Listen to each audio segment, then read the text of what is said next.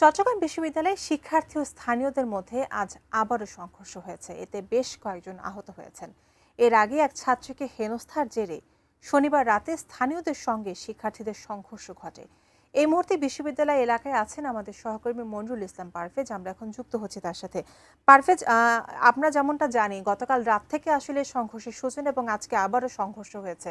বর্তমানে বিশ্ববিদ্যালয় এলাকায় কেমন পরিস্থিতি আপনি দেখতে পাচ্ছেন? সংঘর্ষকে নিয়ন্ত্রণে এসেছে কিনা বা সর্বশেষ কি তথ্য আপনার কাছে আছে?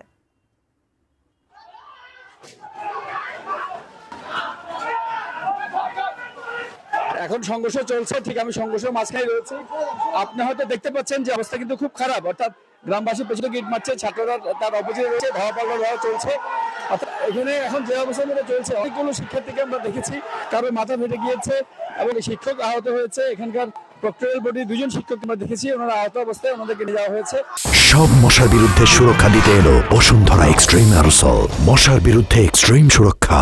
অর্থাৎ যে অবস্থায় রূপ নিয়েছে, ধাওয়া পাল্টা দেওয়ার মধ্যে গেছে এবং গ্রামবাসী একত্রিত হয়ে ছাত্রদের উপর হামলা করছে, গ্রামবাসীর উপর হামলা করছে, এদের একটা অবস্থার মধ্যে রয়েছে।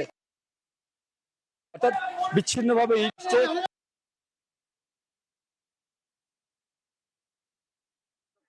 অবশ্য অতিরিক্ত পুলিশ বা সেনাবাহিনী গতকাল রাতে যেরকম এসেছিল, এখন পর্যন্ত আমরা আন্তর্জাতিক কোনো বাহিনীকে আমরা কিন্তু দেখতে পাইনি। অর্থাৎ সংঘর্ষের এখন যে অবস্থা, প্রচুর আহত হচ্ছে, ধাওয়া পাল্টা দেওয়া চলছে। অর্থাৎ সেই সংঘর্ষের এই মাঝখানের মধ্যেই কিন্তু আমরা রয়েছি।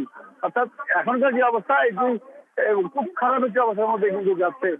আর আমরা যদি দেখাচ্ছি আপনার মাধ্যমে যে এখানে এই পর্যন্ত প্রায় আমরা 10 জনের অধিক কিন্তু আমরা আহত দেখতে পেয়েছি।